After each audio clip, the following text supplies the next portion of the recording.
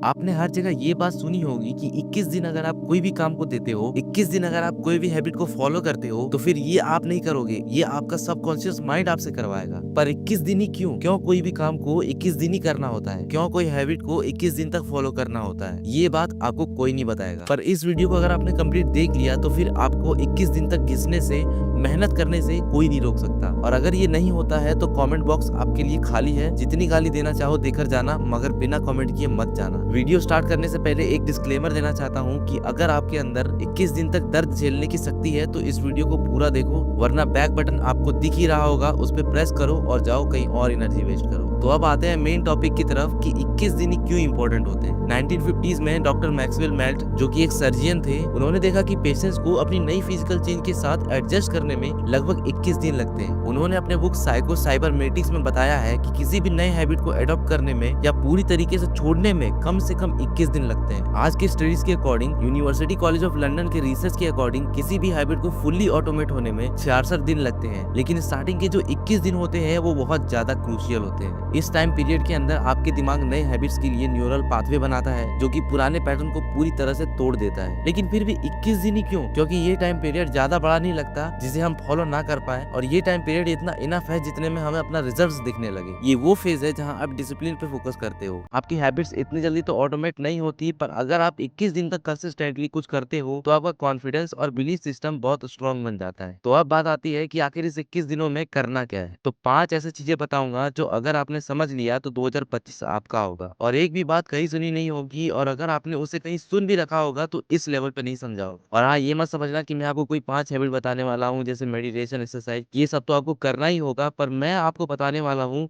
कि इसके पीछे का रीजन क्या है, क्यों हमें ये सब करना चाहिए। एंड बिलीव मी, अगर आप 21 दिन तक ये कर लेते हो तो 22वें दिन से आप खुद बिलीव नहीं करोगे कि यार ये मैं क्या बन गया। अब आपका अटेंशन लेने के लिए ये नहीं बोलूंगा कि फोर्थ वाला या फिफ्थ वाला इतना इंपॉर्टेंट है, बिकॉज इंपॉर्टेंट सभी है। देखना है तो पूरी वीडियो देखो, वरना अभी भी आप जा सकते हो। पॉइंट नंबर 1, इस स्ट्रेटजी में इतनी ताकत है कि आप कोई भी आदत को बिना ताकत, बिना विल पावर लगाए बदल सकते हो। आज से लगभग 25 साल पहले चाइना में सन जू नाम का एक मिलिट्री जनरल था, जिनकी famous book the art of war में बताया गया है कि वो ज्यादातर वॉर बिना लड़े ही जीत जाते थे। क्यों? क्योंकि उन्होंने अपने एम्पायर का ज्यादातर हिस्सा वीक आर्मी से लड़कर ही जीता था, और इन वीक एम्पायर को हरा हरा कर उन्होंने अपना एम्पायर इतना बड़ा कर लिया था कि अब उन्हें बड़ी आर्मी से भी लड़ने में कोई मुश्किल नहीं होती थी। और बड़ी आर्मी से भी लड़ते वक्त वो ऐसे जगह पे अटैक करते थे जहाँ सामने वाले की पकड़ उतनी स्ट्रांग नहीं हो, जैसे माउंटेन और रेगिस्तानी इलाके। बड़ी आर्मी से लड़ना मुश्किल होता है, पर वीक आर्मी से लड़ लड़कर अपने आप को मजबूत बना लो तो बड़ी आर्मी से भी लड़ना आसान हो जाता है। ठीक उसी तरह बड़ी आदतों से लड़ना मुश्किल होता है, इसलिए मैंने कहा फाइट विथ स्मॉल हैबिट्स, जो कि आसान होती है। फिर जब आप स्ट्रांग बन जाते हो तो बड़ी हैबिट्स को बदलने में उतना डिफिकल्टी नहीं होता। आप रीडिंग कर रहे हो तो ऐसी जगह कर रहे हो जहां आपका बेड पास में हो, आप ऐसी जगह पढ़ रहे हो जहां आपका फोन पास में हो। तो अगर आप अपने काम को ऐसी जगह पे करोगे जहां आपको इजीली डिस्टर्ब किया जा सकता है, तो वहां आपके लिए हमेशा स्ट्रॉन्ग सिचुएशन ही क्रिएट होगा। इसलिए आपको स्ट्रॉन्ग सिचुएशन से नहीं लड़ना है, आपको बड़ी आर्मी से नहीं, पहले छोटी आर्मी से लड़ना है। पहले छोटे छोटे हैबिट्स को चेंज करके अपने अंदर की विल पावर को बढ़ाओ, जो आपको बड़े हैबिट्स को बदलने में आपकी पूरी हेल्प करे। अगर आपको ये पॉइंट अच्छे से समझ में आ गया है तो आगे बढ़ते हैं, लेकिन अगर नहीं समझ में आया है तो कमेंट सेक्शन आपके लिए खाली है। मैं 24/7 आपके लिए अवेलेबल हूँ, जो भी हेल्प चाहिए आप बिना डरे पूछो। अब ये बात समझ में आ गई कि 21 दिन घिसना है, लेकिन कहाँ घिसना है ये बात नहीं पता है, तो फिर आप वहीं जाओगे जहां आपको ये बस लेकर जाएगी। इसलिए पॉइंट नंबर 2, सेट 21 डेज गोल। आपका कोई भी गोल हो, ये फिक्स करो कि 21 डेज में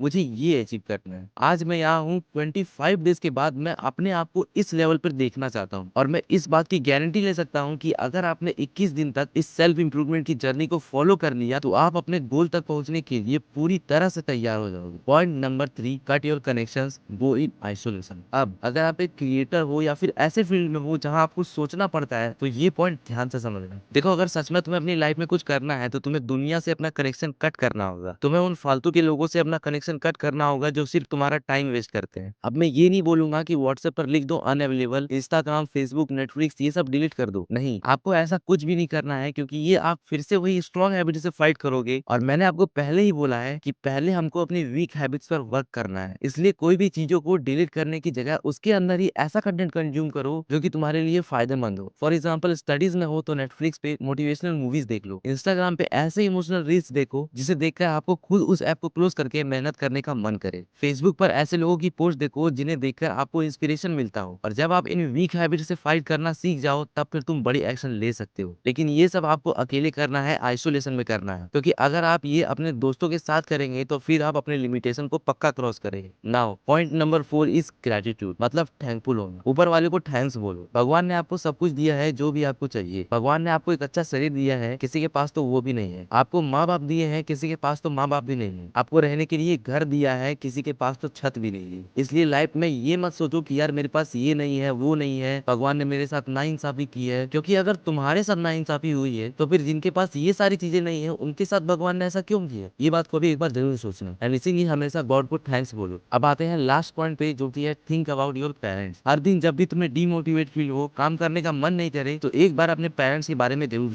सोचो कि कैसे उन्होंने इतना कुछ करके आपको यहाँ तक लाया, और आप सिर्फ इसलिए मेहनत नहीं कर रहे हो क्योंकि आप डिस्ट्रैक्टेड हो, क्योंकि आपको काम करने का मन नहीं करता, आपकी बॉडी थक जाती है। क्या उनकी बॉडी नहीं थकती? क्या उनको स्ट्रेस फील नहीं होता? क्या उनकी कोई ख्वाहिश नहीं है? इन सब बातों के बारे में सोचने से ही आपके अंदर वो लेवल का मोटिवेशन आएगा जो कोई मोटिवेशनल स्पीकर आपको नहीं दे सकता। सो ये थे कुछ 5 पॉइंट्स जिन्हें आपको 21 दिन तक फॉलो करना है, और फिर रिजल्ट्स आपको दिखने चालू हो जाएंगे।